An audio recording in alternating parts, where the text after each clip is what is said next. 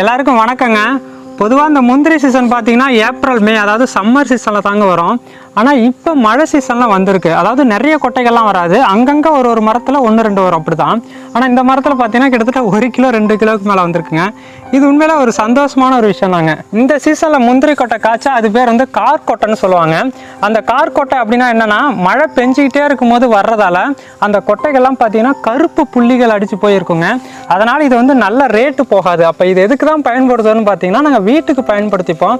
அதாவது பச்சை முந்திரி கொட்டையாகவே உடச்சிட்டு போயிட்டு வீட்டுக்கு சமையலுக்கு பயன்படுத்திப்போம். அந்த காஞ்ச கொட்டைகள்லாம் கீழே கொட்டி கிடக்கு, அதெல்லாம் பார்த்தீங்கன்னா நம்ம வழக்கம் போல் சுட்டு சாப்பிட்டுக்கலாம்.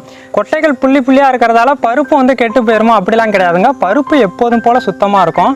வெளியில் அந்த ஓடு மட்டும் கொஞ்சம் கருப்பு புள்ளி அடிச்சிருக்கோம், அவ்வளோதாங்க. இந்த முந்திரி பழம் பார்த்தீங்கன்னா அந்த சீசன் மாதிரி வந்து டேஸ்ட் இருக்காதுங்க. ஏன்னா மழை பெஞ்சிக்கிட்டே இருக்கிறதால கொஞ்சம் சப்புன்னு இருக்கும். நம்ம முந்திரி மரத்தில் பார்த்தீங்கன்னா முசுடு இருக்குங்க.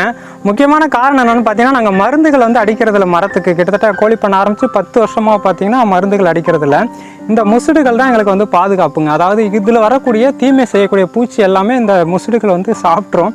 அதனால இந்த முசுடுகள் நாங்களே வந்து வளர்த்துட்ருக்கோம். இந்த பச்சை முந்திரி கொட்டை பார்த்தீங்கன்னா அப்படி அழுத்தி பார்த்தீங்கன்னா கல்லாக இருக்குங்க. கல்லாக இருந்துச்சுன்னா அதை வந்து நம்ம சமையலுக்கு பயன்படுத்திக்கலாம். முசுடுகள் பயங்கரமாக கடிக்குங்க, நம்ம தான் கொஞ்சம் கவனமாக பார்த்துக்கணும். இப்போ இந்த கொட்டைகள்லாம் பார்த்தீங்கன்னா அப்படி அழுத்தி பார்த்தா உள்ளே அப்படியே ஒரு சத்தம் கேட்குங்க. அதான் அழுந்தோம். அந்த மாதிரி இருந்துச்சுன்னா அது இன்னும் முத்துலன்னு அர்த்தம். முந்திரி பழம்லாம் பொறுக்கி முடிச்சாச்சுங்க. இன்றைக்கி பார்த்தீங்கன்னா எப்படியும் ஒரு காஞ்ச கொட்டை வந்து ஒரு 1 கிலோ கிடச்சிருக்குங்க.